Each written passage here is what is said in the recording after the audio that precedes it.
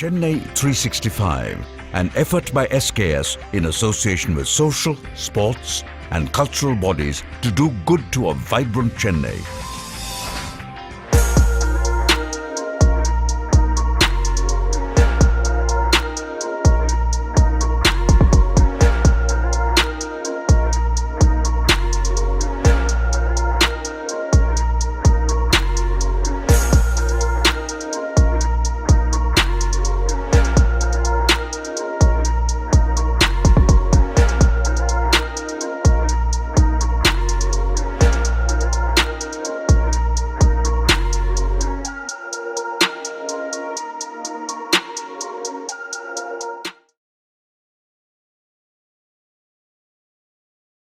வெற்றிவேல் முருகனுக்கு. அன்பர்களே, ஆண்டுதோறும் இங்கே விசாகத்தை ஒட்டி நடக்கின்ற திருவிழாவில் பல பேர் வந்து பலவிதமான நிகழ்ச்சிகளை அளித்து கொண்டு வருகிறார்கள். அதிலே இந்த ஆண்டும் அடியனுக்கு உங்களை எல்லாம் சந்திப்பதற்கும் முருகனை தரிசிப்பதற்கும் என்னுடைய பழைய நண்பர்களை, ஸ்ரீதர், ஐயப்பன் போன்ற நண்பர்களை இங்கே மீண்டும் சந்திப்பதற்கும் வாய்ப்பு திருவருளே கூட்டி வைத்திருக்கிறது என்று நான் நெகிழ்ச்சி கொள்ளுகிறேன். இன்றைக்கு கொஞ்சம் காலம் கடந்து விட்டபடியால், மேலும் எல்லோருமே இந்த வெப்பத்துக்கு ஆட்பட்ட அவஸ்தைக்கு உள்ளாகி இருக்கின்றபடியால் கொஞ்சம் சுருக்கமாகவே என் பேச்சை வைத்துக் கொள்ளலாம் என்று இருக்கிறேன். முதலில், இந்த புழுக்கம் நிறைந்த சூழ்நிலையில் ஏதோ ஒரு குளிர்ச்சோலையிலே பவனி வருவது போல் நடனமாடி நம்மை மகிழ்வித்த அந்த குழந்தைகள் அனைவருக்கும் நம்முடைய மனமார்ந்த பாராட்டுகள், வாழ்த்துகள். அதேபோல் அவர்களை நல்ல முறையில் இயக்கிய ஆசிரியர் பவானி அவர்களுக்கும் என்னுடைய மனமார்ந்த வாழ்த்துக்களை தெரிவித்துக் கொள்கிறேன். கலை என்பது கடவுளின் பாதங்களில் இருந்து தொடங்குகிறது.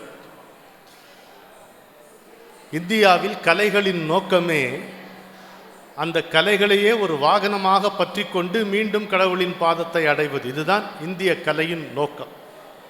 இது பொழுதுபோக்குவதற்காக அல்ல, நம்மை உய்விக்க செய்யக்கூடிய ஒரு உபாயமாகவும், வெற்று வாழ்க்கைக்கு ஒரு அர்த்தமும் ஆழமும் இனிமையும் சேர்க்கக்கூடிய ஒரு நல்ல யுக்தியாகவும் பாரத நாடு கலையை வகுத்து பாருக்கே சமர்ப்பித்திருக்கிறது. அவை எல்லாமே கோயில்களிலிருந்து தான் தொடங்கின, கோயில்களில்தான் முடிந்தன. அதை எதிரொலிப்பது போல் இந்த விழா இங்கே மிக சிறப்பாக நடைபெற்று கொண்டிருக்கிறது. ஒவ்வொரு நாளும் ஒரு பாட்டு அல்லது ஒரு நடனம், அதை தொடர்ந்து பேச்சு. மிக அருமையான இந்த சந்நிதியிலே பேசுவதற்கு ஒரு வாய்ப்பு கிடைத்ததை நான் பேராக கருதி பேரானந்தம் கொள்ளுகிறேன். முருகனுடைய தோற்றத்தை கந்தபுராணம் ஒரு காணொளி காட்சியாக நமக்கு வர்ணித்து காட்டுகிறது. அருவமும் உருவுமாகி அனாதியாய் பலவாய் ஒன்றாய் பிரமமாய் நின்ற சோதி பிழம்பதோர் மேனியாக கருணை கூர் முகங்கள் ஆறும் கரங்கள் 12 கொண்டே ஒரு திரு முருகன் வந்தான் வந்து ஆங்கு உதித்தனன் உலகம் உய்ய. ஒரு திரு முருகன் வந்து ஆங்கு உதித்தனன் உலகம் உய்ய என்று கந்தபுராணம் பேசுகிறது. அந்த ஒரு திரு முருகன் தான் அழகு, முருகனை வர்ணிக்கக்கூடிய அழகிலே ஒப்பற்றது. அந்த ஒரு என்ற சொல்லுக்கு ஒன்று என்று பொருள் அல்ல, ஒப்பற்ற என்று ஒன்று பொருள். எந்த விதமான ஒப்பீடும் செய்ய முடியாத ஒரு பேரழகாக, அருளின் வடிவமாக, அருவமும் உருவமும் ஒன்றாக முருகன் வந்து நிற்கிறான் என்று நமக்கு கந்தபுராணம் கூறுகிறது. இதோ இந்த சந்நிதியிலே நின்று சிரித்த கோலத்தில் எரிவடி வேலுடன் நின்று கொண்டிருக்கக்கூடிய சுப்பிரமணிய கடவுளை பார்க்கும் பொழுது நமக்கு இந்த பாடல் நினைவு வர வேண்டும். இந்த பாடல் சுட்டுகின்ற பொருளும் நமக்கு நினைவு வர வேண்டும். அது அருவமா என்று கேட்டால் அருவம்தான். அது உருவமா என்று கேட்டால் உருவம்தான். யாருக்கு எவ்விதம் பருக முடிகிறதோ அப்படித்தான் அது தெரியும். ஆனால் ஒரு நதி என்பது பிரவாகமாக சென்று கொண்டே இருக்கிறது. அங்கே தாகத்தை தணித்து கொள்ள பலவிதமான உயிரினங்கள் வருகின்றன. எறும்புக்கும் தாகம் உண்டு, யானைக்கும் தாகம் உண்டு. எறும்பு துளி தொட்டு குடித்து தன்னுடைய தாகத்தை தீர்த்து கொள்ளுகிறது. குருவி அந்த நதியை கொத்தி கொஞ்சம் நீர் பருகி தன்னுடைய விடாயை தீர்த்து கொள்ளுகிறது. மனிதன் கையிலே அள்ளி மொண்டு தன்னுடைய தாகத்தை தீர்த்து கொள்ளுகிறான். யானை துதிக்கையாலே உறிஞ்சி தீர்த்து கொள்ளுகிறது. சின்ன மிகச்சிறிய எறும்பிலிருந்து மிகப்பெரிய யானை வரைக்கும் அந்த நதிதான் தாகத்தை தீர்க்கக்கூடிய ஒரு பிரவாகமாக அருள் வெள்ளமாக இருக்கிறது. அளவு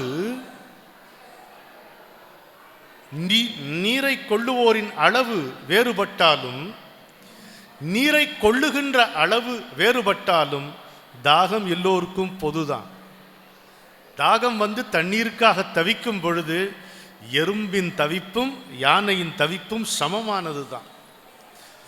தனக்கு வேண்டிய அளவு நீரை எடுத்துக்கொண்டு தாகம் தணியும் போது ஒரு நிறைவு வருகிறது அல்லவா? அந்த எறும்பின் நிறைவும் யானையின் நிறைவும் சமமானது தான். தாகமும் சமம், அது தனிதனால் வருகின்ற நிறைவும் சமம். அதற்கு காரணம் தீராமல் ஓடிக்கொண்டே இருக்கின்ற இந்த வெள்ளம். இதை அப்படியே முருகனின் அருளுக்கு பொருத்தி பாருங்கள்.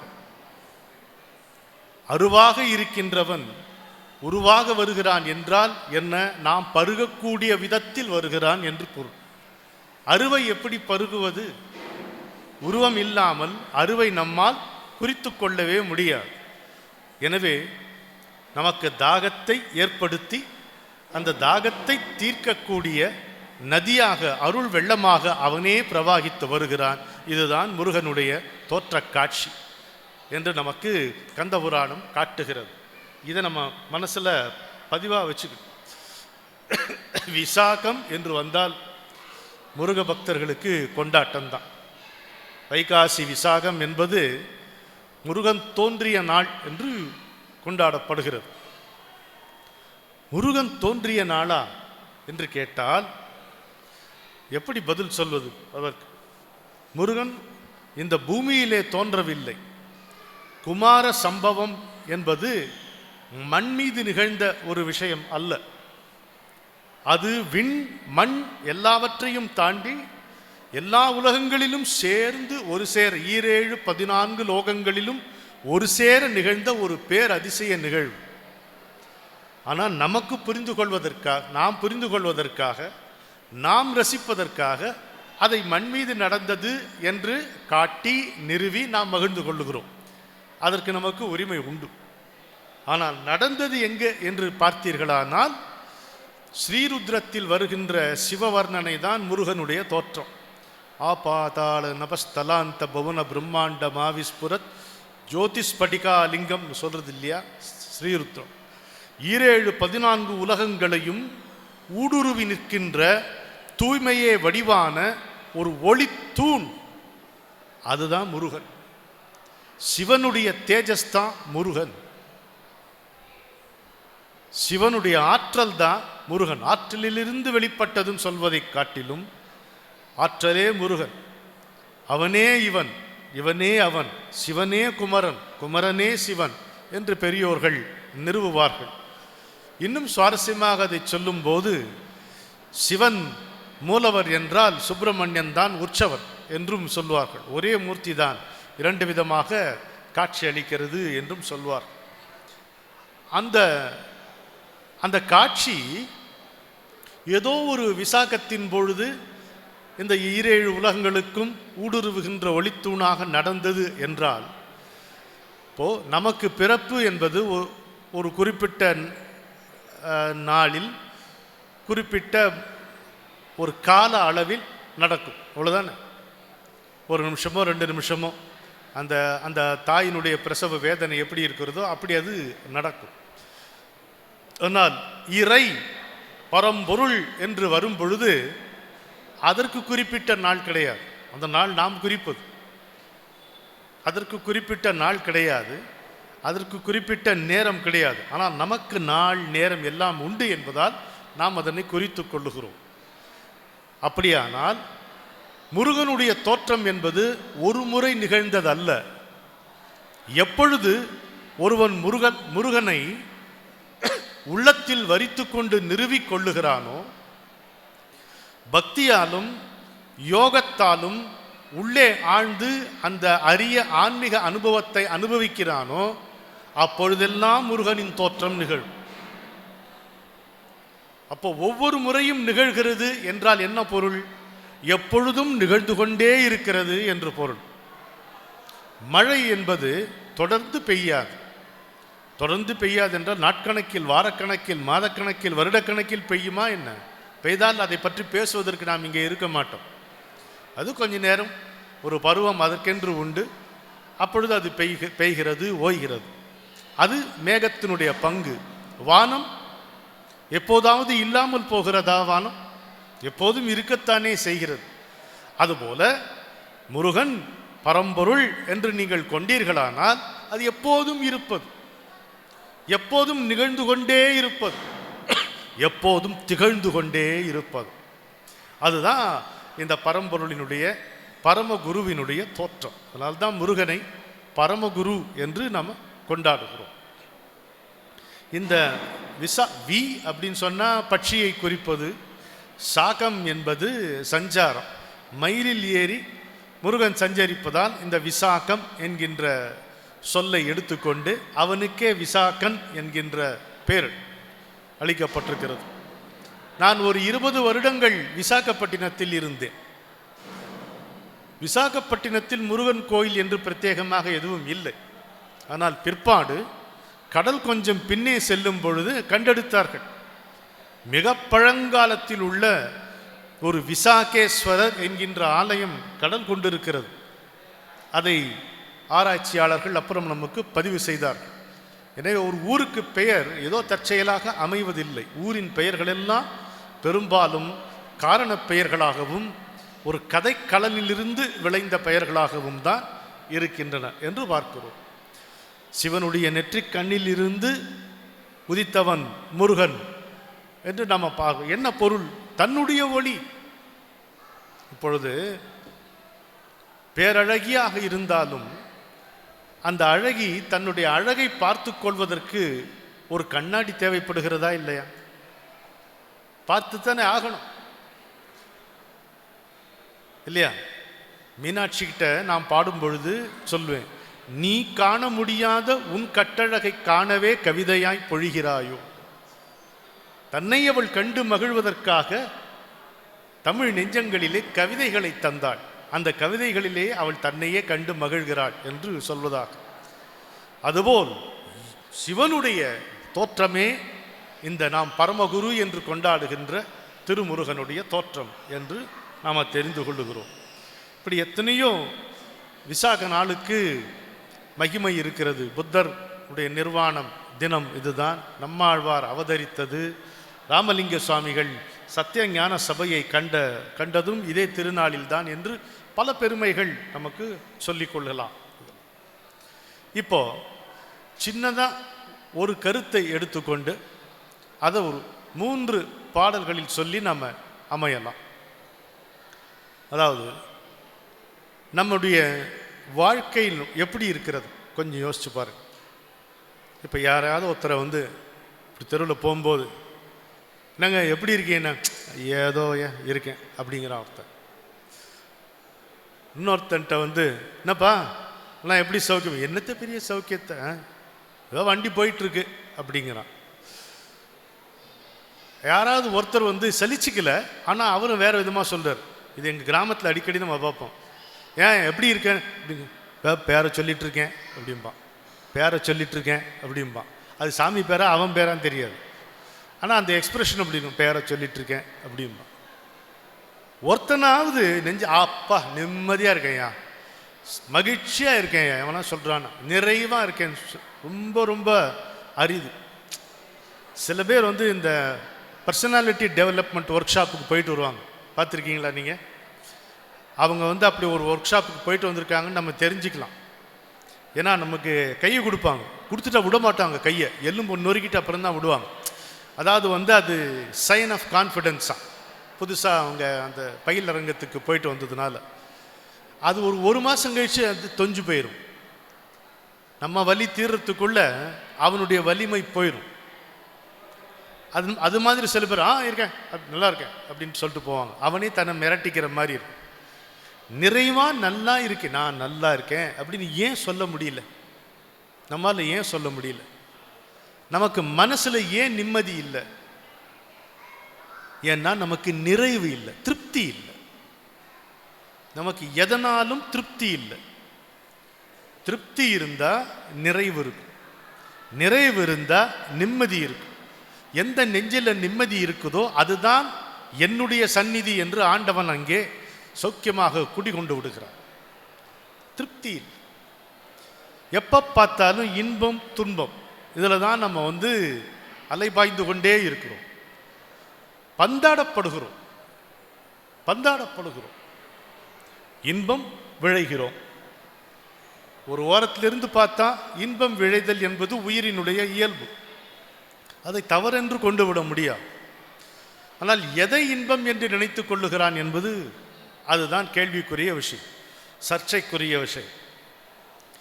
இவன் எதனை இன்பம் என்று கருதி விளைகிறானோ விரும்புகிறானோ, ஒன்று அதை அடையாமல் தவிக்கிறான், இல்லை அதை அடைந்ததனால் தவிக்கிறான். தும்பியை பிடிப்பதற்கே துருதுருக்கும் கையிரண்டும் எம்பி அதை பிடித்த பின்னே ஏன் பிடித்தோம் என்று எண்ணும். ஞாபகம் இருக்கா? சின்ன குழந்தையா இருக்கும் பொழுது அந்த தும்பியை பிடிக்கிறதுக்கு ஆஹா எவ்வளோ சாகசம். நீங்கள் ராக்கெட்டை கூட பிடிச்சிடலாம், தும்பி அவ்வளோ சுலபமாக பிடிக்க முடியாது. அதுவும் அந்த சின்ன வயசில் அரணிஜார் அழுந்துகிட்டே இருக்கும், அதை சரி பண்ணிக்கிட்டே தாவி தாவி ஓடி அந்த தும்பியை பிடிச்ச அப்புறம் மனசு ஏதோ குறுகுருன்னு, இந்த உயிர் வந்து விரல்களுக்கு இடையிலே துடிக்கும் பொழுது நமக்கு அந்த பிடிக்கணுங்கிற ஆசை போய் ஏண்டா பிடிச்சோன்னு ஒரு எண்ணம் தோணும், விட்டுருவோம். இது எத்தனையோ முறை நடந்திருக்கு. அதை வாங்கி ஊசியில் குத்தி வைக்கிறவன் அதெல்லாம் விட்டுருங்க, அது வேற டிசைன். பொதுவாக இருக்கக்கூடிய சராசரி மனிதனுடைய டிசைனை சொல்கிறேன். அப்போ இன்பம் என்று இதுதான் இன்பம், இதன் மூலம்தான் இன்பம் என்று நினைத்து ஒன்றை நாடுகிறான். அதை அடையவில்லை என்றால் அடையவில்லையே என்று தவிக்கிறான். அதை அடைந்தாலும் அதிலே திருப்தி வராமல் தவிக்கிறான். சில சமயம் அடைந்ததை சமாளிக்க முடியாமல், அதை நிர்வகிக்க முடியாமல் தவிக்கிறான். எத்தனையோ பேருக்கு அது ஒரு பிரச்சனை.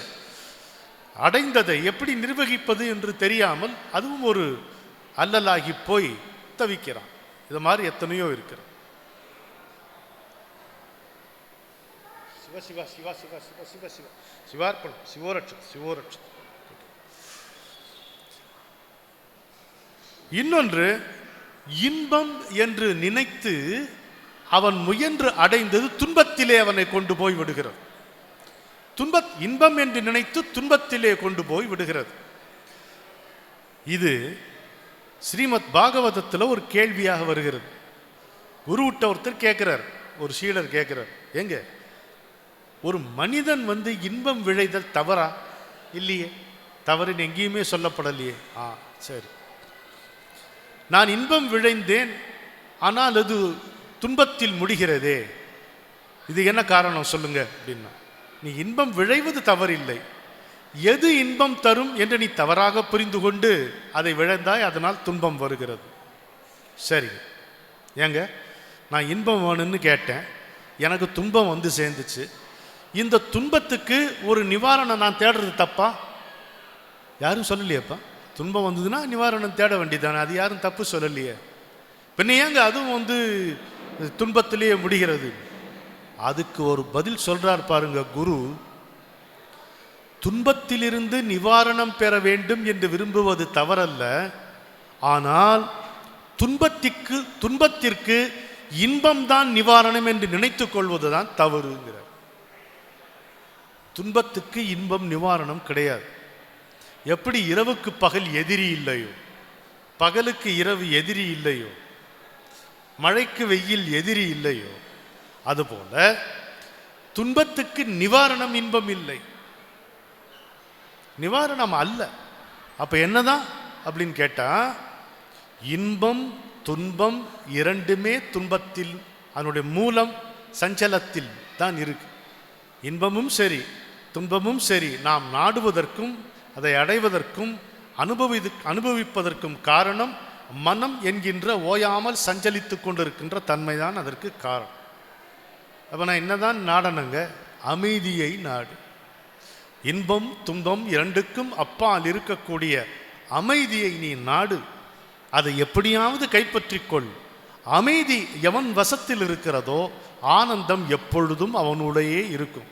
நீ அதற்கு பிறகு தனியாக இன்பத்தை விழைகின்ற இன்பத்தை அடைகின்ற முயற்சியிலே ஈடுபடவே தேவை இருக்காது என்று குரு சொல்லுகிறார். ரொம்ப அருமையாக இருக்குங்க நீங்கள் சொன்ன விளக்கம்.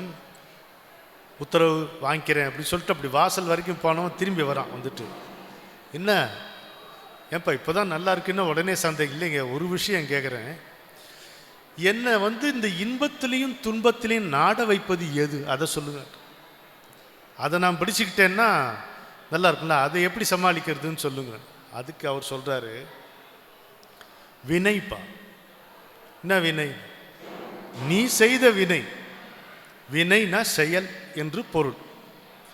பிறந்த எந்த மனிதனும் செயல் புரியாமல் இருக்க முடியாது. எப்போ எண்ணம்னு ஒன்று இருக்கோ செயல் அப்படின்னு ஒன்று இருந்து தான் தீரும்.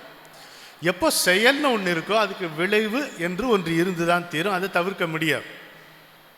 ஆக்ஷன் அப்படின்னா, அதாவது இப்படி வச்சுக்கோங்க, மனிதன் அப்படின்னு இருந்தால் ஆக்ஷன் செயல் அப்படிங்கிறது தப்பிக்க முடியாது. செயல் என்று ஒன்று நடந்தால், ஆக்ஷன் என்று ஒன்று நடந்தால் விளைவு ரிசல்ட் அதிலிருந்து தப்பிக்க முடியாது. செய்துட்டு நடுவில் அழிக்க முடியாது. தண்ணி அப்படி கவுத்துட்டு நடுவில் நிறுத்த முடியாது.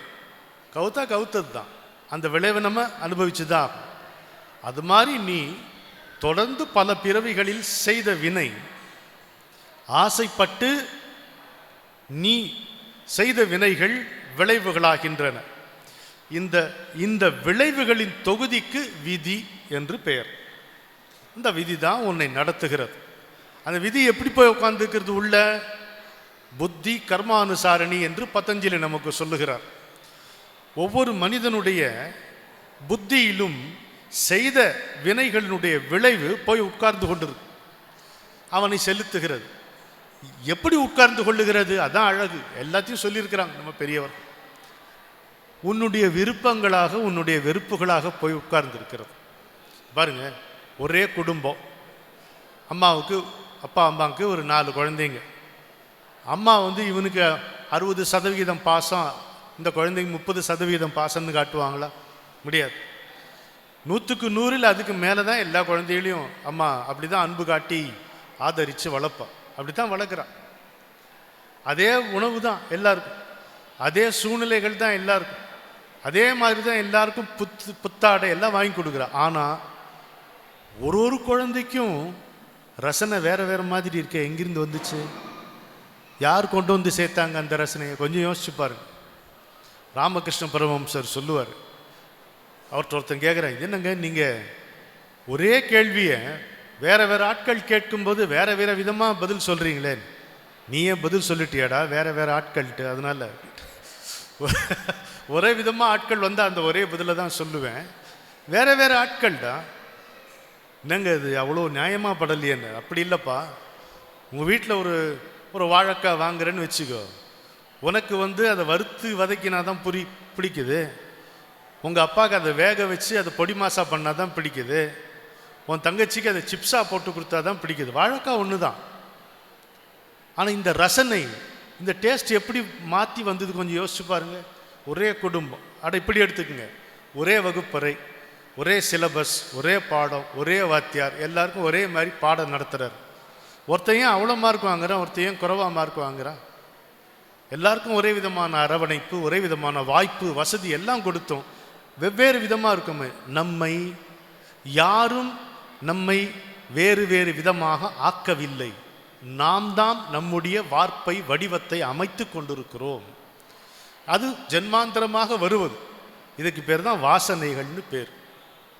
இந்த வாசனைகள் எல்லாம் போய் புத்திங்கிற அந்த ஆசனத்தில் உட்கார்ந்து கொண்டு மனிதனை இங்கும் அங்கும் செலுத்துகிறது.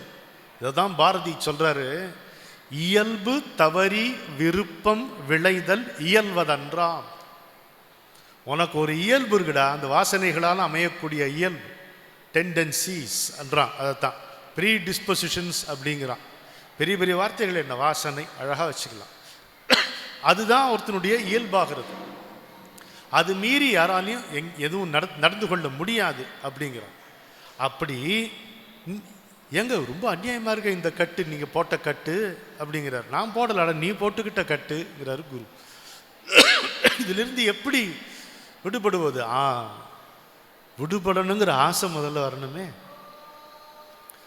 பன்றிக்கு சேற்றிலே ருசி இருக்கலாம், பண்டிதனுக்கு இருக்கலாமா? படித்தவனுக்கு இருக்கலாமா? ஒரு விலங்குக்கு அது ஒரு இப்போ எருமை குட்டையில் ஆனந்தம் காணலாம், நாம ஆனந்தம் காணலாமா? இருக்கக்கூடாது.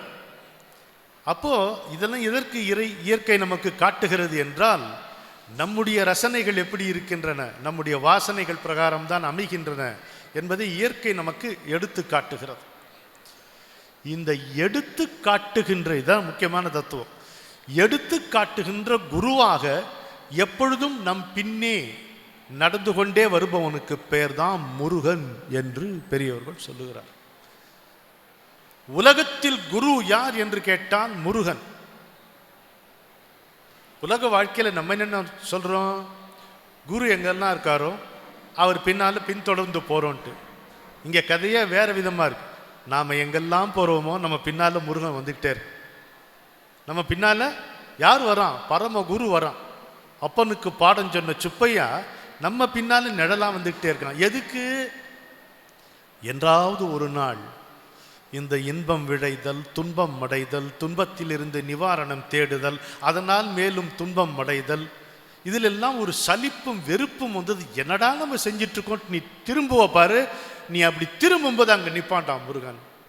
அவன் எங்கிருந்தோ தோன்றவில்லை, எப்பொழுதும் பின்னாலேயே இருக்கிறான்டா. அவனுக்கு பேர் தான் குரு. பரம குரு என்றால் அவன் ஓங்காரத்தை உபதேசித்தவன் என்பது அல்ல, என்பது மட்டும் அல்ல பொருள். பாமரனை தொடர்ந்து அவனுக்கு உள்முகப்பட வேண்டும் என்கின்ற ஒரு ஆசை அவன் இந்த உலகத்தில் இருந்து சலிப்புற்று அப்படி சற்று திரும்பும் பொழுது அவன் அங்கே காட்சி அளித்து அவனை ஆட்கொள்வதற்காக காத்து கொண்டிருக்கிறான். அதனால் முருகனுக்கு பரமகுரு என்று பெயர். ரொம்ப நல்லா இருக்கியா இந்த தகவல்? சீடன் சொல்றான், இவ்வளோ சிலிர்ப்பா இருக்கு, அப்படி ஆயிடுமா? ஆமா. அப்ப நான் இவ்வளோ வினைகள்லாம் செஞ்சிருக்கிறேனே, எனக்கு ஒரு விதி இருக்க, இதெல்லாம் அனுபவிக்காம எப்படி தீரும்? தபார், அனுபவிக்காம தீரும்னு நான் சொல்லலையே. இதெல்லாம் அனுபவிச்சுட்டு தான் தீரும்னா நான் தீர்ந்து போயிடுவேனே. அதுக்கப்புறம் நான் எங்கே முக்தி அடைவது, எப்போ முருகனை பார்க்கறது? பாருப்பா, அனுபவித்துத்தான் தீரும் என்று நான் சொன்னேனே தவிர எல்லா வினைகளினுடைய விளைவுகளையும் அனுபவிக்கத்தான் வேண்டும் என்று சாத்திரம் சொல்லவே இல்லை, சொல்லல. சாத்திரம் சொல்லல அப்படி. அப்ப என்ன பொருள்? இதிலிருந்து நான் விடுபட வேண்டும் என்கின்ற அந்த விசைப்பு நமக்கு வர வேண்டும். போதுயா, இது எப்ப பார் இன்பம் துன்பம், ஆசைப்படணும் அடையணும், ஆசைப்படணும் அடையாமல் இருக்கணும், எப்படி இருந்தாலும் துன்பத்தில் போகுது, வேணாயா அப்படின்னு எப்போ உனக்கு ஒரு சலிப்பு இதிலிருந்து ஒரு மார்க்கம் எனக்கு தென்பட வேண்டும் என்று நீ ஒரு தீர்மானத்துக்கு வரும் பொழுது என்ன ஆகிறது? முருகன் என்ன செய்கிறான் அங்கே அப்படின்னா, நம்முடைய ஆன்மாவை பற்றி இருக்கக்கூடிய கர்ம வினை கட்டு அதை தளர்த்துகிறான். டைட்டா இருக்கு கர்ம வினை நம்மளை அப்படி பற்றி கொண்டு இருக்கிறது. இங்கு அங்கு நம்மால் அசைய முடியல, வேற எந்த வழியிலையும் செல்ல முடியல. ஆனால் இது கடவுளே இதிலிருந்து எனக்கு விடுதலை வேண்டும் என்கின்ற ஒரு விசைப்பு, ஒரு வெறி, ஒரு வேட்கை நம்முள்ளே கிளம்பி எனக்கு என்ன வழி காட்டு என்று சொல்லும் பொழுது முருகன் அந்த கர்ம கட்டினுடைய பிடியை அப்படி தளர்த்துகிறான். அப்படி தளர்த்தும் போதே ஒரு நிம்மதி வருகிறது. கர்மம் தீர்ந்துருச்சா? தீரலை, ஆனால் நிம்மதி வருது. எவ்வளோ புழுக்கமாக இருந்தாலும் எங்கிருந்தோ தென்றல் காற்று வந்து நம்முடைய முகவாயை தடவி விட்டு நமக்கு ஒரு சாந்தி தந்து விட்டு அப்படி செல்கிறது பாருங்க. அது மாதிரி முருகன் அந்த கர்ம வினைக்கட்டு நம்முடைய ஆன்மாவை இருக்க பற்றி இருக்கக்கூடிய அந்த கட்டை சற்றே தளர்த்தி விடும் பொழுது ஒரு நிம்மதி நமக்குள்ளே தென்றல் போல நுழைகிறது. ஆஹா, நல்லா இருக்கேன்னா என்ன அர்த்தம்? நமக்கு அது மேலும் மேலும் வேணும்னு அர்த்தம். அதுதானே மனிதனுடைய எண்ணமே. நல்லா இருக்கு, வேணும், மேலே வேணும்னா இன்னும் கொஞ்சம் பாரு, இன்னும் கொஞ்சம் தென்றலை வரவிடு, கதவுகளை திறக்க கற்றுக்கொள். நீ காவல் என்ற நினைப்பில், காவல் போட்டுக் கொள்ளுகிறோம் என்கின்ற நினைப்பில் எல்லா கதவுகளையும் சாத்தி சாத்தி மூச்சு விடக்கூட முடியாமல் திணறிக் கொண்டிருக்கிறாய். ஒவ்வொரு கதவாய் திறந்து பார், திறந்து வை. எல்லா திசையிலிருந்தும் காற்று உள்ளே நுழையட்டும். அதனால் நீ புரட்டப்படாத வண்ணம் உன் காலை ஊன்றிக் கொண்டு இரு. கடவுள் அப்பொழுதுதான் உன்னை காப்பாற்றி கொண்டே வருகிறான் என்கின்ற கருத்து உனக்கு புலப்படும். சத்தியம் நிதர்சனமாகும். அப்போ நான் என்ன செய்யுங்க? ஒன்றும் செய்ய வேணாம். இந்த வடபழனிக்கு வந்த கோயில் முன்னால் சந்நிதியில் நின்று ஒரு முறை அவனை பார். விதி என்கின்ற நதி எந்த திசையில் பாய்கிறதோ அப்படித்தான் அமையும். கணியன் பூங்குன்றனர் யாதும் ஊரே யாவரும் கேளீர்கள். இது இருக்கு, இதெல்லாம் சொல்ல மாட்டோம் நம்ம, இருக்கு. ஆனால் அப்படிங்கிற, ஆனால் அதை காட்டிலும் நாலடியாரில் ஒரு வார்த்தை சொல்லியிருக்கு. ஒரு எச்சரிக்கை தான் நமக்கு, நினைவு வச்சுக்கணுன்றதுக்காக இதை சொல்கிறேன். நாலடியார் என்ன சொல்லுதுன்னா, இந்த பக்கம் பசுக்கள் இருக்கின்றன, கட்டப்பட்டிருக்கின்றன. அந்த பக்கம் கன்றுகள் இருக்கின்றன. எந்த பசு எந்த கன்று நமக்கு தெரியாது, அவையும் கட்டப்பட்டிருக்கின்றன. ஆனால் அந்த கன்றுகளை அவிழ்த்து விட்டால் ஒவ்வொரு கன்றும் தன்னுடைய தாய் பசு எது என்று அடையாளம் கண்டு நேராக அந்த பசு விட்டு தான் போகும். அப்படின்னு இந்த உதாரணத்தை, இந்த உவமானத்தை நாலடியார் எதுக்கு சொல்லுது தெரியுமா? நீ எங்கே பிறப்பெடுத்திருந்தால், எந்த கோலம் தரித்திருந்தாலும், நீ செய்த வினை என்பது உன் முகவரியை தேடி வந்து சேரும். இந்த கர்மா வினை கூரியர் இருக்கு பாரு, கூரியர் சர்வீஸ் ஃபெயிலியரே கிடையாது. அட்ரஸ் நாட் ஃபவுண்டுன்னு சொல்லவே சொல்லாது. உனக்கே உன் அட்ரஸ் தெரியாத ஒரு இடத்துல இருந்தாலும் நான் முன்பு செய்த வினை அழகாக அந்த பயன் வந்து நம்மை அடையும். அது நன்மையாக இருந்தாலும் சரி, தீமையாக இருந்தாலும் சரி, இன்பமாக இருந்தாலும் சரி, துன்பமாக இருந்தாலும் சரி, வரவாக இருந்தாலும் சரி, இழப்பாக இருந்தாலும் சரி, நம்ம தேடி வந்து ஊழ்வினை உறுத்து வந்து ஊட்டும்பார் இளங்கோவடிகள். என்ன அர்த்தம் அதுக்கு? அட்ரஸ் தேடி வந்து சேரும். எங்கே இருந்தாலும் மறைக்க முடியாது, தாழ் போட்டு மறைக்க முடியாது, தப்பிக்க முடியாது அப்படிங்கிறார். பல்லாவுள் உய்த்து விடினும் குழக்கன்று வல்ல தாம் தாய்நாடி கோடலை தொல்லை பழவினையும் அன்னதகைத்தே. பழவினையும் கன்று பசுவை தேடி சேருவது மாதிரி நம்ம வந்து சேரும் அப்படிங்கிறார். அப்போ இதுக்கெல்லாம் இப்படி எல்லாம் இந்த உபதேசத்தெல்லாம் கேட்டுட்டு சீடன் வெளியில் வரும்போது அவனுடைய வகுப்பு தோழன் ஒருத்தனை பார்க்குறார். இதே குருவிட்ட இருந்தவன் தான் அவன். அவனை பார்த்தா சந்தோஷமாக இருக்கான், நல்லா இருக்கான், நிறைவாக இருக்கான். நம்ம கூட படித்த பையன், சாதாரணமான ஆள். இவன் எப்படா இவ்வளோ சந்தோஷமாக இருக்கான்னு பார்க்குறான். என்ன ஆச்சுரா அவனுக்கு? உனக்கு என்னாச்சு நீ சொல்லல. இப்போ குருட்ட போய் கேட்டேன், அவர் இப்படி சொன்னார். ஆனால் நீ வந்து எந்த பாதிப்புமே இல்லாமல் இருக்கியே, எப்படிதான் இருக்கேன்னா நிறைவாக இருக்கேன் அப்படிங்கிறான். அப்படின்னா என்னடா? அப்படின்னா திருப்தியாக இருக்கேன். கையில் காசு இல்லை, அது இன்னும் நிறைவுடான். ஒரு 100 ரூபா நோட்டு எக்ஸ்ட்ராவாக இருந்தால் நம்ம படுற பாடு, அது யார்கிட்டேருந்து எப்படி மறைச்சி வைக்கிறதுன்னு தோணும் நமக்கு, இல்லையா? எதுவுமே கிடையாது. மருதகாசி பாட்டில் வரும், தொட்டும் கையில் இல்லை, தூக்கத்துக்கும் பஞ்சம் இல்லை, பொட்டியும் தேவையில்லை, பூட்டுக்கும் வேலை இல்லைம்பார். அது மாதிரி நான் இருக்கேன்டா, நிம்மதியாக நிறைவாக இருக்கேன். இந்த நிம்மதி எப்படி உனக்கு கிடைச்சிது? ஒன்றும் இல்லைடா, யாரோ ஒருத்தர் இந்த மாதிரி ஒருத்தன் சொன்னான்ட்டு இந்த வடபழனி கோயிலில் போய் நின்னேன், முருகன் கோயிலில் போய் நின்னேன். சந்நிதியிலேருந்து இப்படி எட்டி பார்த்தேன். எல்லாம் அரோகரான்னாங்க. அர்ச்சகர் வந்து ஆரத்தி தட்டை காட்டும்போது நானும் கையை கூப்பிட்டு அரோகரான்னேன். கீழிருந்து ஒரு பார்வை மேலே பார்த்தேன், மேலிருந்து கீழே ஒரு பார்வை பார்த்தேன், மாறிட்டேன். அப்படியா? ஆமாம். நீ வெளியில் வரும்போது பாடிட்டே வந்தியாமே? ஆமாம். என்ன பாட்டு? நான் போட்ட பாட்டு இல்லைப்பா, அதெல்லாம் பாட்டம் ஒருத்தன் போட்டு வச்சுருக்கான், அருணகிரிநாதர்னு பேர். அவர் ஒரு பாட்டு போட்டு வச்சுருந்தாரு. அந்த பாட்டு என்னமோ நானே எழுதின பாட்டு மாதிரி எனக்கு தோணுச்சு. என்ன பாட்டு அது? நாள் என் செய்யும் வினைத்தான் என் செய்யும், என்னை நாடி வந்த கோள் என் செய்யும், கொடுங்கூற்று என் செய்யும், குமரேசர் இரு தாளும் சிலம்பும் சதங்கையும் தண்டையும் ஷண்முகமும் தோளும் கடம்பும் எனக்கு முன்னே வந்து தோன்றிடினே, எனக்கு முன்னே வந்து தோன்றிடினே, நாள் என் செய்யும். அப்படி கேட்டவன்ப்பா, நீங்கள் உங்களை மாதிரி தான் கேட்டவனும், இந்த பாட்டை கேட்டவனும் ஒரு மாதிரி அமைதியாயிட்டான். என்னடா இது புரியலையா தம்பி? கீவா ஜெகநாதன் இங்கேருந்து வர்றார். அவர் வந்து சொல்கிறார், தம்பி இந்த பாட்டுக்குள்ள 27 நட்சத்திரமும் இருக்குடா அப்படின்னார். 27 நட்சத்திரமா? அதுக்கு மேலேயும் 61 விஷயங்கள் இருக்குடா அந்த பாட்டுக்குள்ள. ஒரு பாட்டில் 4 வரி தான் அந்த பாட்டு. இதில் 27 நட்சத்திரம் உட்பட 61 விஷயத்தை அடக்கி வச்சிருக்கிறாருடா அருணகிரிநாதர் அப்படின்னு. அப்படியா? எப்படின்னு கேட்டான். இருத்தாளும் 2 பாதங்கள், 2ஆச்சா? சிலம்பும் 2 சிலம்பு, நீ தான் கூட்டிக்கணும், 4ஆச்சா? சதங்கையும் 2 சலங்கை, 2 கால 2, 6ஆச்சா? தண்டையும் 2 தண்டைகளாச்சா? எவ்வளோப்பா? 8ஆ? நான் கணக்கு பீரியட் முழுக்க பெஞ்சில் நின்னே கழித்தேன், அதனால் என் கணக்கு நீ எடுத்துக்க. ஷண்முகமும் 6 முகங்கள், 6ஆச்சா?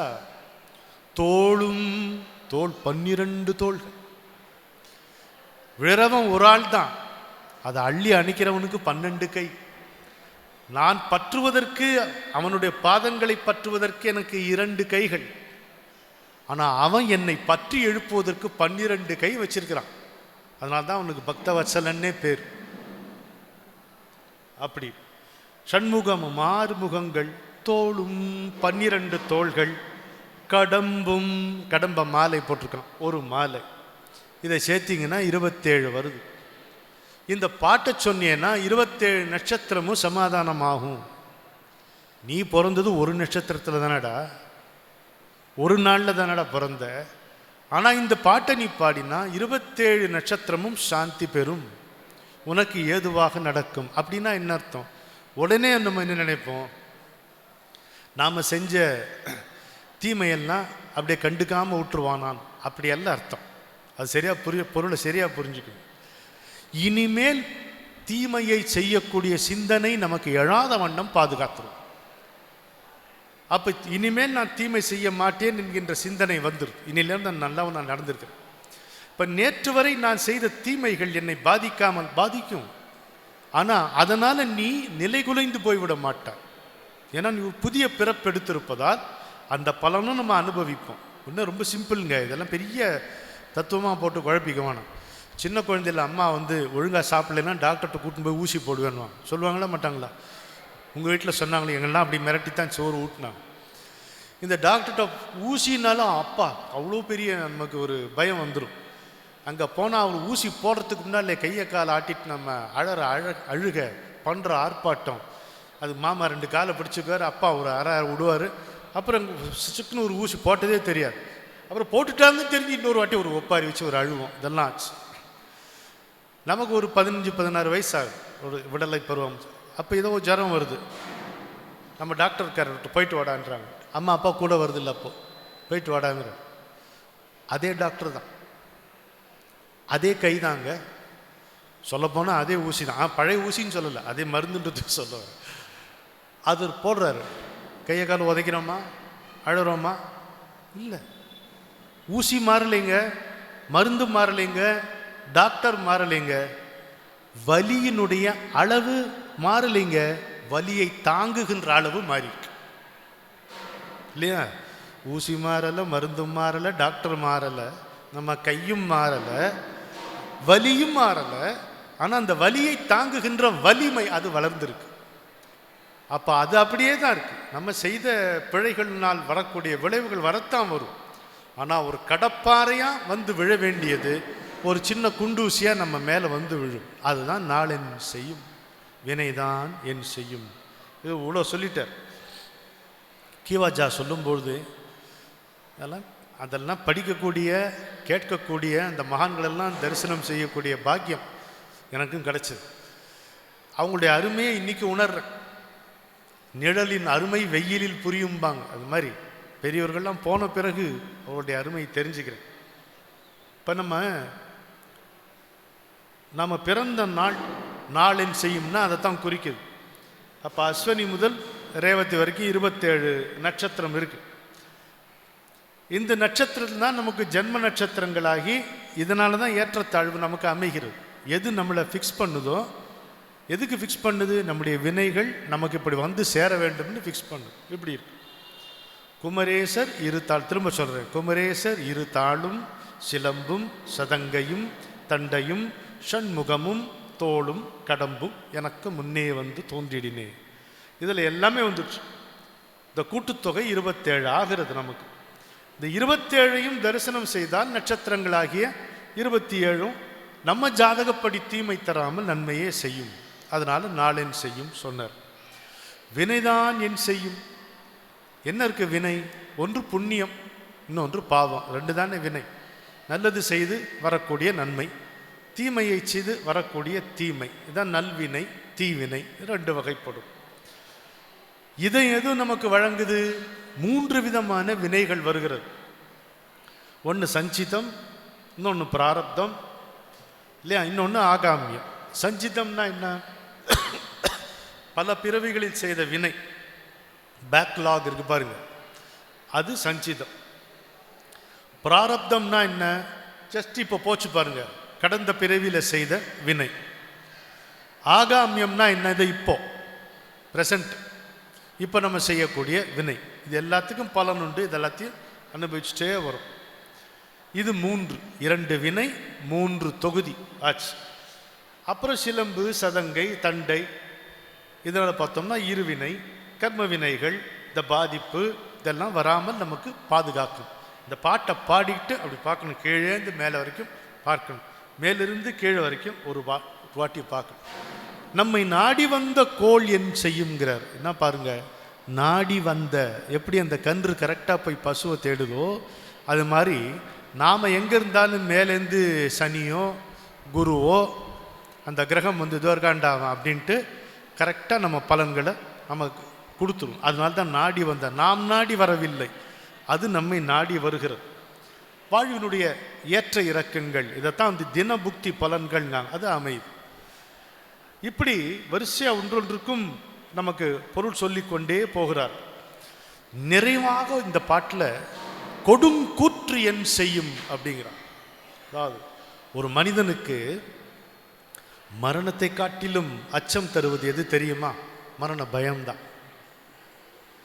மரணத்தில் வந்து சாய்ஸ் கிடையாது, அது வந்தால் வந்தது தான், அவ்வளோதான். நான் இன்னும் ஒரு 10 நிமிஷம் சொற்பொழிவு பாக்கி இருக்குன்னு அதெல்லாம் நிற்காது. அது வந்ததுன்னா அப்படியே போக வேண்டியது தான். சாய்ஸ் உண்டா? அது பெண்டிங்கில் போட முடியுமா? முடியவே முடியாது. ஆனால் மரண பயம் இருக்கே, அது தொடர்ந்து இருக்கக்கூடியது. மரணம் ஒரு கணத்தில் நிகழக்கூடியது. மரண பயம் என்பது ஒருவன் ஆயுட்காலம் முழுக்க அந்த அச்சம் ஒருவனுக்கு இருக்கக்கூடும். ஆனால் இறைவனுடைய திருவருளை பெற்றவர்கள் எப்படி இருப்பாங்க? மாணிக்க வாசகர் சொல்றாரு, யான் ஏதும் பிறப்பு அஞ்சேன். எனக்கு பிறக்கிறதுக்கு பயம் கிடையாது, இறப்பதனுக்கு என் கடவேன். இனி நான் பிறந்தா நான் பயப்பட போறேன்னா இல்லை. அப்போ பிறப்புக்கு பயப்படாதன்னா எதுக்காக மரணத்துக்கு பயப்பட போகிறேன்? மாட்டேன். ஏன் அப்படி சொல்கிறாரு? இனிமேல் நான் பிறந்தேனானால் உன்னை நினச்சிக்கிட்டே தான் பிறப்பேன், இருக்கிற காலமெல்லாம் உன்னையே நினச்சிக்கிட்டு இருப்பேன். அப்போ நான் இறப்பதற்கு ஏன் பயப்பட போகிறேன்? பிறப்பதுக்கு ஏன் பயப்பட போகிறேன்? வானேயும் பெரில் வேண்டேன். அடுத்ததான் முக்கியம். இந்திர பதவியே எனக்கு கொடுக்குறேன்னு சொன்ன எனக்கு தேவையில்லை. உன் நாமத்தை சொல்லி கொண்டிருந்தால் எனக்கு அது போதும். சரி, இந்திர பதவி வேண்டாம், இங்கே ஒரு பெரிய அமெரிக்காவுக்கு ஒன்று பிரசிடென்ட் ஆகும், அதை விட கேவலமான வேலை எனக்கு தேவையே இல்லை, வேணாமா. மண்ணாழ்வான் மதித்தும் இரு, அதில் எனக்கு மரியாதையே கிடையாது. எனக்கு இந்திர பதவி வேணாம், இந்த மண்ணில் ஆண்டியதுக்கு ஒரு மன்னனாக இருக்கும் வேண்டாம். தேனேயும் மலர்கொன்றை சிவன் எம் பெருமான் எம்மானே உன் அருள் பெருநாள் என்றென்றே வருந்துவனே. எப்போ உன் அருள் கிடைக்கும், எப்போ உன் அருள் கிடைக்கும் அப்படிங்கிற அந்த ஒரே சிந்தையோட என் உயிர் இருக்கக்கூடிய ஒவ்வொரு கணமும் இந்த கருத்தை தவிர, இந்த சிந்தனையை தவிர வேறு எதுவும் இல்லாமல் நான் வாழ்வேன். நான் எதற்கு இறப்பதற்கு அஞ்சப் போகிறேன், நான் எதற்கு பிறக்க அஞ்சப் போகிறேன். அப்போ அதே மாதிரி இந்த நாள் என் செய்யும் வினைதான் என் செய்யும் என்கின்ற அருணகிரி பெருமானுடைய பாடலை இந்த சந்நிதியிலே நின்று அந்த பாடலின் பொருளை மனத்திலே உணர்ந்து கீழிருந்து மேல்வரை, மேலிருந்து கீழ்வரை இந்த கோலத்தை நாம் தரிசித்து கொண்டோமானால் நமக்கு மரண பயம் தீரும். மரண பயம் தீர்ந்தால் மற்ற பயங்கள் வராது. ஏன் அப்படி சொல்கிறேன் அப்படின்னா, மரணத்திற்கு அஞ்சிதான் ஒருவன் பொருளே சேர்க்கிறான். எவ்வளோ விசித்திரம்! பொருள் மரணத்திலிருந்து நம்மை காக்குமா? காக்குமா? ஊர்பட்ட பணக்காரங்களை எத்தனை பேருப்பா லட்ச லட்சமா கோடி கோடி, பேர் சொல்ல விரும்பலை, கோடி கோடியா செலவழிச்சம் சாவு தடுக்க முடியுமா? ஆஸ்பத்திரியை விலைக்கு வாங்கக்கூடிய அளவுக்கு ஒரு சொடக்கு போட்ட 3 ஆஸ்பத்திரியை கட்டக்கூடியவர்கள், வாங்கக்கூடியவர்கள். மரணத்தை தடுக்க முடியுமா? இல்லை அந்த பணம் தான் மரண பயத்திலிருந்து உன்னை காப்பாற்றுமா? பணம் இருக்கிறவனுக்கு பணத்தை காப்பாற்றணுமேங்கிற பயம் வேற கூட வரும், மரண பயத்தை காட்டணும். ஆனால் இந்த கோலத்தில் மனதை பறிகொடுத்து அதிலேயே லயித்து நிற்பவனுக்கு தான் மரண பயம் நீங்கும். மரண பயம் எவனுக்கு நீங்குகிறதோ அவனுக்கு மனதில் இந்த மண் வாழ்க்கையில் அஞ்சுவதற்கு எதுவுமே கிடையாது. எதை கண்டும் அவனுக்கு பயமே இருக்கா. அதுதான் உண்மை. இந்த கடம்ப மாலை போட்டிருக்காரு முருகன். பழனிக்கும் கடம்பவனம்ங்கிற பேர் உண்டு, மதுரைக்கும் கடம்பவன வாசப்பிரியன்ட்டு மீனாட்சிக்கும் அந்த பெயர் உண்டு. அந்த கடம்ப மலர் அது ஒரு அரிய மலர். அதிலிருந்து வருகின்ற காற்றுக்கு சஞ்சீவி காற்றுன்னு ஒரு சிறப்பு உண்டு. பல மருத்துவ குணங்கள் உள்ளது. இங்கே இந்த சந்நிதியில் நின்று இது என்னத்தை செய்யும்? சஞ்சீவி காற்று, முருகனுடைய கழுத்தில் அணிந்த மாலையிலிருந்து வருகின்ற இந்த சஞ்சீவி காற்று என்ன செய்யும்னா நம்முடைய சஞ்சலங்களை நீக்கும். மனத்தினுடைய சஞ்சலங்களை காட்டிலும் பெரிய நோய், பெரிய பிணி எதுவுமே இருக்க முடியாது. அதெல்லாம் தீர்த்து அருளும். எளியோருக்கு உயர் வாழ்வு தரும் தெய்வம். அதுதான் ஒரே ஒரு கடம்ப மாலை மட்டும் போட்டுட்டு இங்கே நின்று கொண்டிருக்கிறது நம்முடைய கண்ணெதிரே. இப்போ ஒரு வாட்டி அந்த பாட்டை திரும்ப பாருங்க. நாள் என் செய்யும் வினைதான் என் செய்யும், என்னை நாடி வந்த கோள் என் செய்யும், கொடும் கூற்று என் செய்யும், குமரேசர் இரு தாளும் சிலம்பும் சதங்கையும் தண்டையும் சண்முகமும் தோளும் கடம்பும் எனக்கு முன்னே வந்து தோன்றிடினே. இந்த 4 வரி பாடல் நீங்கள் மனசில் வச்சுக்கிட்டுங்க. ஒரு காயத்தில் கூட எழுதிக்கலாம். அருணகிரிநாதருடைய கந்தர் அலங்கார பாட்டு. அடுத்த முறை இந்த கோயிலுக்கு முன் நிற்கும் பொழுது இந்த பாட்டை நினச்சிக்கிட்டு அவனை பார்த்து இந்த பாட்டை 4 வரியை சொல்லிட்டு வீட்டுக்கு போங்க. ஒரு புது தெம்போடு நீங்கள், புது நம்பிக்கையோடு நீங்கள் செய்வீங்க. அந்த நிம்மதியைத்தான் அந்த 2வது சீடன் அனுபவித்து கொண்டு வெளியில் வரான். முதல் சீடன்ட்ட கேட்கும்பா, அதான்டா என் திருப்தி, எனக்கு பயம் போயிடுச்சுரா, ஆசையும் போயிடுச்சுரா. ஆசை இல்லாதவனுக்கு பயம் ஏது? ஆசை நீங்கினவனுக்கு பயம் கிடையாது. நாளைக்கு என்ன நடக்கும் உனக்கு தெரியுமா? தெரியாது. அப்புறம் அப்படின்னு கேட்டான். தெரிஞ்சுக்கணுங்கிற அக்கறை போயிடுச்சுரா. நாளைக்கு நடப்பது நடந்து தான் தீரும். என்ன நடக்குமோ நடக்கும்போது பார்த்துக்குமே. ஊரில் ஒரு விஷயத்தை பற்றி ரொம்ப அலட்டிக்கிட்ட, என்னடா இதை போய் அலட்டிக்கிட்டு குளிச்சா புரியுது குத்தாலம் அப்படிம்பாங்க. என்ன அருமையான வசனம் பாருங்க. அது குளிச்சா புரியுது குத்தாலம், நடக்கும்போது பார்த்துக்கலாம், நடந்தால் தெரியும். வாலி ஒரு பாட்டில் சொல்லுவார், வருவது என்றும் தெரிய வரும், மறைவது என்றும் மறைந்துவிடும். இதில் யார் சிரித்தால் என்ன, யார் அழுதால் என்ன, அதுதான் விஷயம். அப்படி ஒரு நிறைவு அவனுக்கு வந்துடுச்சு. அப்போது ஏண்டா நீ இப்படி ஒன்று கிடைக்குன்னு எதிர்பார்த்தியா? நான் அந்த சீடனை பார்த்து இவன் கேட்குறான். எதிர்பார்க்க ஏதோ எத்தனையோ ஆசைகள் இருந்தது என் மனசில், அதில் இதுவும் ஒரு சின்ன ஆசையாக இருந்திருக்கலாமே தவிர, ஏன்னா நீ இவ்வளோ பெரிய நிம்மதி இவ்வளோ சுலபமாக கிடைக்குன்னு நான் எதிர்பார்க்கல.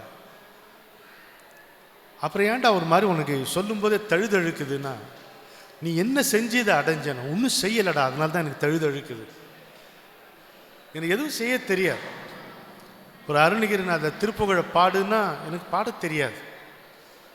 விரிவாக ஒரு அஷ்டோத்திரம் ஒரு சகஸ்ரநாம அர்ச்சனை பண்ணுனா எனக்கு தெரியாது, வாயில் நுழையாது. எனக்கு நல்லா கண்ணை மூடி அப்படி முதுக நிமித்தி வச்சுக்கிட்டு தியானம் பண்ண, ஐயோ நான் எங்கே போவேன், எனக்கு அது தெரியாது, எனக்கு அது ஒத்தே வராது.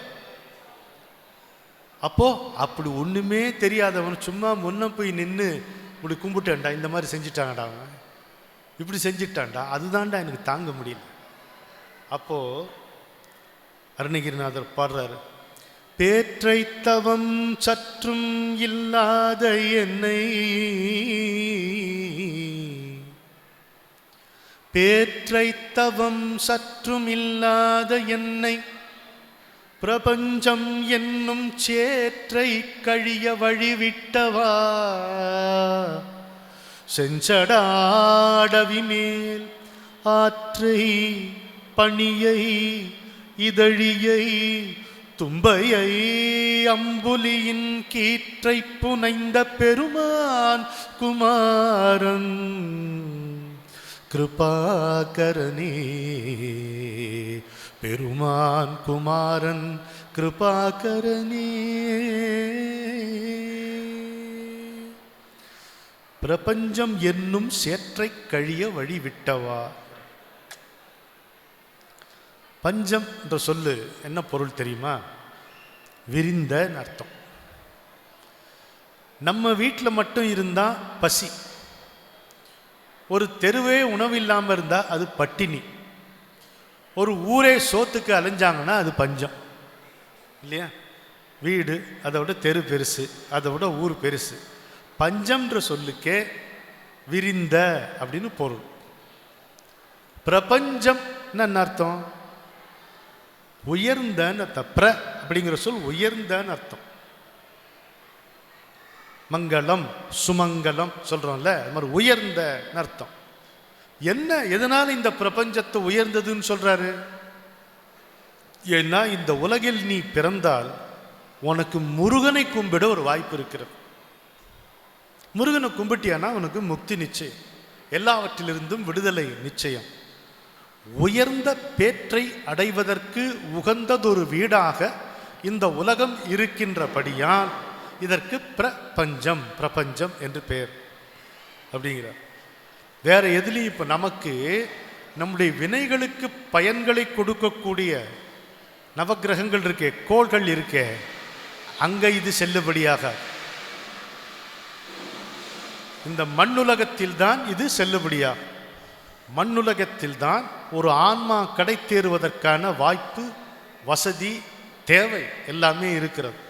தேவை இருந்தால் தான் வாய்ப்பு, வாய்ப்பு இருந்தால் கட்டாயம் வசதி வந்து சேரும். அதுபோல் இங்கே இருக்கிறது. இப்போ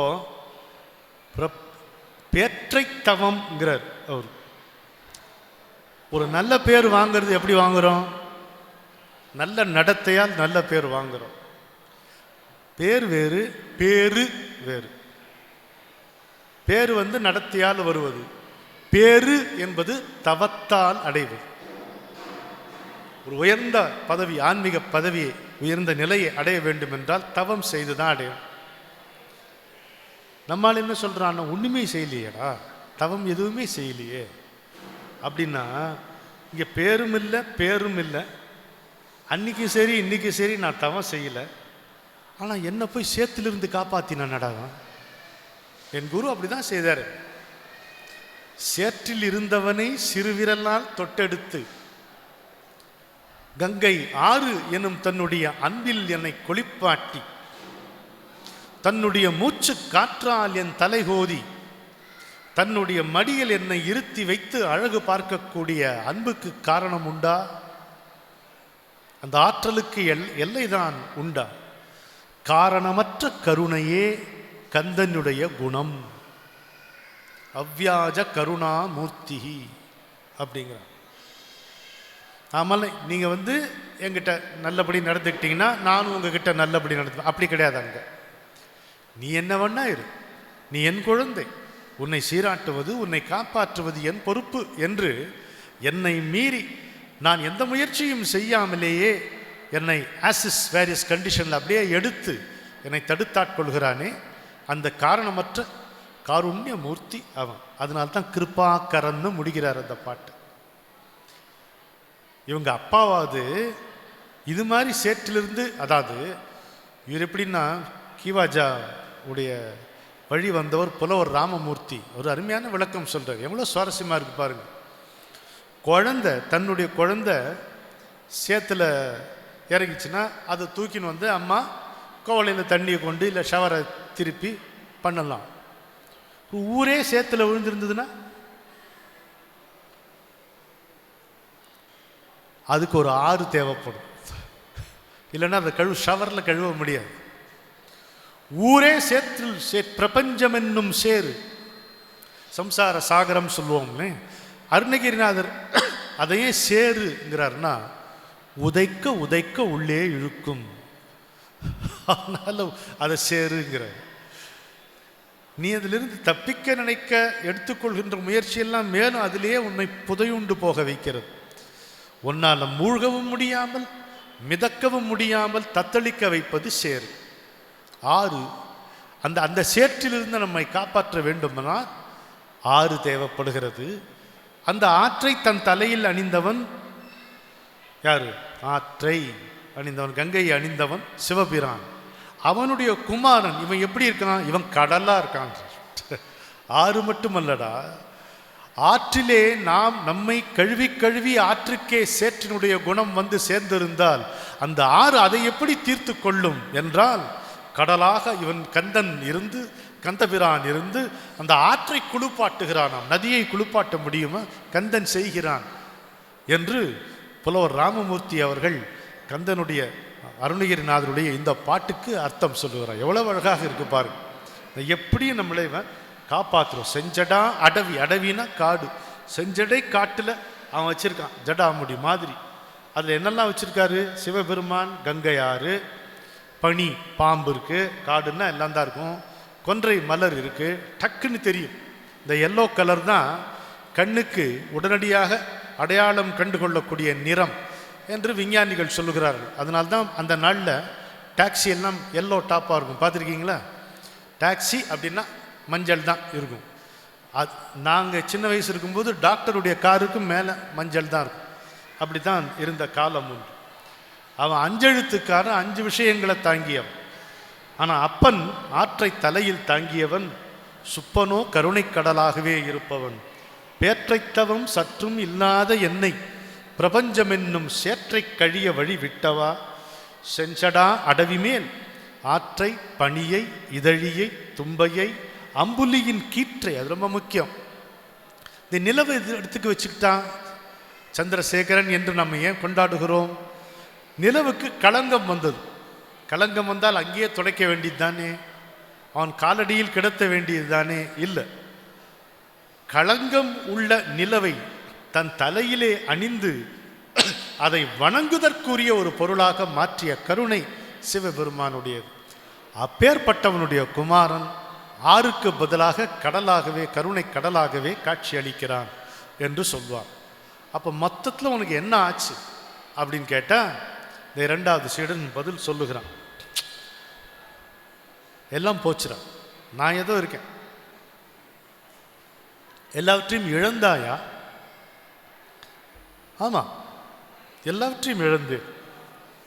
ஏண்டா இறைவன்னா கொடுப்பான்னு கேள்விப்பட்டிருக்கேன், இவன் எல்லாத்தையும் எடுத்துக்கிட்டான்டா. ஏன்னா இவன் குருவுடைய புத்தி எனக்கு எது தேவைப்படாதோ அதையெல்லாம் எடுத்து விடுவது. எடுத்துக்கிட்டான். அதனால தான் இவனை பரமகுருன்னு நம்ம கொண்டாடுறோம். ஏன்னா இழந்தா எப்படா ஒருத்தனுக்கு இவ்வளோ சந்தோஷம் வரும்? ஐயோ, நான் சேர்த்து வச்சதெல்லாம் சொத்துன்னு நினச்சிட்டு இருந்தேன்டா, குப்பை. பொருள் குப்பை, அபிப்பிராய குப்பை, அறிவு குப்பை, தகவல் குப்பை என்று எல்லாத்தையும் சேர்த்து வச்சுருந்தேன். நல்ல வேளை அவன் எல்லாத்தையும் எடுத்து கொளுத்தி போட்டான். நிம்மதியாக இப்போ வாழ்க்கையே மாறிப்போச்சு. ஆமாம், மாறிப்போச்சு. இப்போ உனக்கு இனிமேல் நீ முக்தி தான் அடைவாமா? கட்டாயம். எப்பொழுதுன்னா எப்படி தெரியும்? இப்போவே நான் விடுதலையாக தான் இருக்கேன். என் வாழ்க்கை முடிந்து விட்டது, வாழ்தல் தொடர்கிறது. My life is over, my living continues அப்படிங்கிறான். அது எதனாலடா அப்படி சொல்கிற அப்படின்னா, நீ எதனால என்ன இப்படி இருக்க? உன் தலையில் எழுதியிருக்கு அயன் கை எழுத்து அப்படின்னு அருணகிரிநாதர் பாடுறார்ல, பிரம்ம லிபி எழுதியிருக்கான்ல, என் தலையில் அந்த எழுத்து இல்லைடா, தீந்து போச்சு. என்னடா அநியாயம் இது? எழுதினவன் எழுதினது தானே. ஆமாம், எழுதினவன் அதை மாற்றுவானா? மாற்ற மாட்டான். எழுதினவன் அதை அழிப்பானா? மாட்டான். அப்போ எப்படிடா எழுத்து தீந்து போச்சுன்னு சொன்ன? இவன் பண்ணிட்டானே, இந்த முருகன் அதை பண்ணிட்டானே. எப்படா பண்ணான்? ஒரே ஒரு பாட்டு. செயல்பட்டு அழிந்தது செந்தூர் வயல் பொழில். திருச்செந்தூரில் அந்த வயல் பொழில்லாம் அந்த அங்கே இருக்கக்கூடிய நீரிலேருந்து சேல் மீன்கள் துள்ளி துள்ளி துள்ளி அழிஞ்சு போச்சான். அவ்வளோ வளமை அங்கே. செயல்பட்டு அழிந்தது செந்தூர் வயல் பொழில், தேங்கடம்பின் மால்பட்டு அழிந்தது பூங்கொடியார் மனம். இந்த திருச்செந்தூரில் அந்த பெண்கள்லாம் இந்த கடம்ப மாலையினுடைய வாசம் பட்டு பட்டு அவங்க மனசெல்லாம் மயங்கி போச்சு. அது வயல் அழிந்தது செந்தூர் வயல் பொழில், ஞாபகம் வச்சுக்குங்க. அழிந்தது பூங்கொடியார் மனம், மால்பட்டு மயக்கம்னு அர்த்தம். மால்பட்டு அழிந்தது பூங்கொடியார் மனம். மாமயிலோன் வேல்பட்டு அழிந்தது. என்னெல்லாம் அழிந்தது? வேலைன்னா கடல், வேலையும் சூரனும் வெற்பும் கிரௌஞ்ச மலை எல்லாம் அழிந்தது. அது புரியுது. உன் சங்கதியை சொல்றேன் இரு, கடைசி வரியில சொல்றேன். அவன் கால்பட்டு அழிந்தது இங்கு என் தலைமேல் அயன் கையெழுத்து. இப்படி குனிஞ்சண்டா அவன் கால் இங்கே தொட்டுதுரா, நெத்தியில் இப்படி தொட்டுது. பட்டோன்ன எழுத்தெல்லாம் காணாமல் போயிடுச்சு. இதுக்கு ஒரு நண்பர், அவர் பேர் மறந்துட்டேன், அருமையாக ஒரு பொருள் சொன்னார். ஒருத்தன்ட்ட கடன் வாங்குற, பிரமாண பத்திரம் எழுதி கொடுக்குற, பாண்டு பேப்பரில் ஸ்டாம்ப் போட்டு கையெழுத்து எழுதி கொடுத்தாச்சு. வட்டிக்கு வட்டி வட்டிக்கு வட்டி குட்டி போடுது. செம்மையாக சிக்கிக்கிட்ட, அதுலேருந்து வர முடியல. யாரையோ கேட்டு பார்க்குற, அவங்க பணமும் கொடுக்க மாட்டேன்றாங்க, உனக்கு பதிலாக அவங்க போய் சிபாரிசும் பண்ண மாட்டேன்றாங்க. அப்போது என்ன பண்ண முடியும்? ஒரு பெரியவர்கிட்ட போய் கேட்டான், தம்பி இந்த பத்திரத்தினுடைய ஒரிஜினல் எங்கே இருக்குன்னு கேட்டான். அதான்ப்பா, அது கடன் கொடுத்தவன்ட்டு தானேப்பா இருக்குது. என்ன கேள்வி? அவன்கிட்ட தான் இருக்குது. இது ஜெராக்ஸ் மட்டும் நான் வச்சுருக்கிறேன். சரி, பத்திரம் செல்லுபடி ஆகாமல் போகணும்ப்பா. பத்திரம் செல்லாது அப்படின்னா அப்போது உனக்கு மீட்பு தான். நான் மிரட்ட முடியாது. ஏங்க, ஒரிஜினல் அவன் கையில் இருக்குது, நான் எப்படிங்க அதை செல்லாதபடி ஆக்க முடியும் அப்படின்னு. ஒரு பத்திரம் எதனால செல்லுபடி ஆகுது? கொடுத்தவன் ஒரு கையெழுத்து போட, வாங்கினவன் ஒரு கையெழுத்து போட, சாட்சிக்காரன் ஒரு கையெழுத்து போட. இதானுங்களே எனக்கு தெரிஞ்ச அளவு. இப்போல்லாம் எவ்வளோ கையெழுத்தோ தெரியாது எனக்கு. அவனே போட்டு போயிடுறான். இப்போது இந்த 3 கையெழுத்து முக்கியமாக வேணும். சரி, அப்போ ஒன்று பண்ணு, அந்த ஆளை கூட்டிகிட்டு போ. ஆமாம், அடிப்பாங்க, அடித்தா வாங்கிக்கடா, கூப்பிட்டு போ. எங்கே போட்டு? வடபழனிக்கு வா, கோயில் முன்னால் நில்லு. நீங்கள் ஒரு முறை நீங்கள் அந்த பத்திரத்தை முருகன் பாதத்தில் வச்சு எடுத்து கொடுங்க, எனக்கும் ஒரு வழி பிறக்கும், உங்கள் கடனும் அடைஞ்சிரும். என்ன அப்படின்னு கேள்வி. அப்படிங்கிற பணம் எப்படியாவது வந்தால் சரிதான் அப்படின்ட்டு அவரும் வரார். வந்து அந்த பத்திரத்தை எடுத்து வடபழனி முருகன் காலில் வைக்கிறாங்க. அர்ச்சகர் தீபாராதனை காட்டுறார். விபூதி, ஒரு புஷ்பம் எல்லாத்தையும் எடுத்துக்கிட்டு அதையும் வச்சுட்டு பத்திரத்தை திருப்பி கொடுத்துட்றார். போங்க அப்படின்ட்டு. போகலாம். வரட்டுங்களா? அப்போ நான் என்ன வரட்டுங்களா? பணம் என்ன பணம்? கடன் என்ன கடன்? ஏய் பத்திரம்டா நீ பாரு அதை, அதில் கையெழுத்து காணும். கையெழுத்து காணாம போச்சு. அவன் கால்பட்டு அழிந்தது இங்கு என் தலைமேல் ஐயன் கையெழுத்து. காணாம போச்சு. கொடுத்தவன் யாரு? என்னுடைய வினை தான் கடன் கொடுத்தது. நான் அனுபவிக்கணும்னு இந்த கர்ம வினை தொடர்ந்து வருதே, அந்த பத்திரத்தில் தான் நான் கையெழுத்து போட்டிருக்கேன். அதுக்கு ஒருத்தன் சாட்சி போட்டிருக்கான். மொத்தமாக காலால் அழிச்சான். கையால் போடப்படுகின்ற எழுத்தை காலால் அழித்தான். அதனால தான் செயல்பட்டு அழிந்தது செந்தூர் வயல் பொழில், தேம் கடம்பின் மால்பட்டு அழிந்தது பூங்கொடியார் மனம், மாமயிலோன் வேல்பட்டு அழிந்தது வேலையும் சூரனும் வெற்பும், அவன் கால்பட்டு அழிந்தது இங்கு என் தலைமேல் அயன் கை எழுத்தே. இந்த 3 பாடல்கள் கந்தர் அலங்காரத்திலிருந்து உங்களோடு பகிர்ந்து கொண்டேன். என்னுடைய கருத்து, என்னுடைய நம்பிக்கை, ஓரளவு என்னுடைய அனுபவமும் என்று சேர்த்து சொன்னால் இந்த 3 பாடல்கள் போதும். நம்மை கோள்களில் இருந்து காப்பாற்றும், நட்சத்திரங்களிலிருந்து காப்பாற்றும், கர்ம வினைகளிலிருந்து காப்பாற்றும், இதுவரைக்கும் நாம் அனுபவித்து அறியாத ஒரு நிம்மதியை துணையாக நம்முள்ளே தொடர்ந்து வரும்படி செய்யும். இதை சொல்ல வைத்தது இந்த சந்நிதி என்கின்ற சிந்தனையோடு இதுகாரும் பொறுமையாக கேட்ட உங்கள் அனைவருக்கும், அடியவர்கள் அனைவருக்கும் என் மனமார்ந்த நன்றியை தெரிவித்து கொண்டு வரும் ஆண்டு மீண்டும் நாம் சந்திப்போம், கந்தனின் அமுதம் பருகுவோம் என்று சொல்லி அமைகிறேன். வணக்கம். உருவாய் அருவாய் உளதாய் இலதாய் மறுவாய் மலராய் மணியாய் ஒளியாய் கருவாய் உயிராய் கதியாய் விதியாய் குருவாய் வருவாய் அருள்வாய் குகனே. அதாவது குருவாக வருவாய் என்ற சொல்லுக்கு குருவாய் வருகிறவன் என்று ஒரு பொருள். இன்னொரு பொருள், கந்தா நீ குருவாக வா என்று பொருள். கடவுளாக அவன் இருந்தால் ஒரு இடைவெளி நமக்கு ஏற்படும். நாம் சொல்லித்தான் அவனோடு ஒரு தொடர்பு ஏற்படுத்தி கொள்ள முடியும், அவனை பந்தப்படுத்த முடியும்.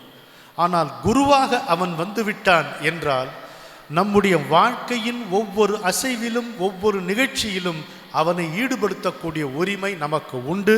அதற்கு கட்டுப்பட வேண்டிய கடமை அவனுக்கும் உண்டு. எனவே குருவாய் வருவாய் அருள்வாய் குகனே என்கின்ற சிந்தனையோடு நிறையோடு நிம்மதியோடு நாம் வீட்டுக்கு செல்வோம். வந்திருக்கும் நீங்கள் அனைவரும் முருகப்பெருமானின் அருள் பெற்று நீண்ட வாழ்வு, நீடித்த உடல் நலம், நிறைந்த செல்வம், எல்லாவற்றுக்கும் மேலாக தொடர்ந்து இருக்கக்கூடிய மன அமைதியை பெற்று வாழ்வாங்கு வாழ வேண்டும் என்று என்னுடைய குருநாதரை, இந்த பரமகுருவை வேண்டிக் கொள்ளுகிறேன். வணக்கம்.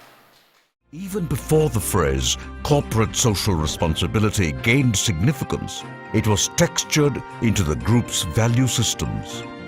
And today, this phrase has been redefined by Mr. Murali as citizen social responsibility. Chennai 365, an effort by SKS in association with social, sports and cultural bodies to do good to a vibrant Chennai. To Sri Krishna Sweets, it's no mere rule. It's not just an act. It's every citizen's social responsibility. After all, we make a living by what we get, but we make a life by what we give. And in the process, create a world where life's best bonds are built with love and care. And in time, they will become our strongest bond.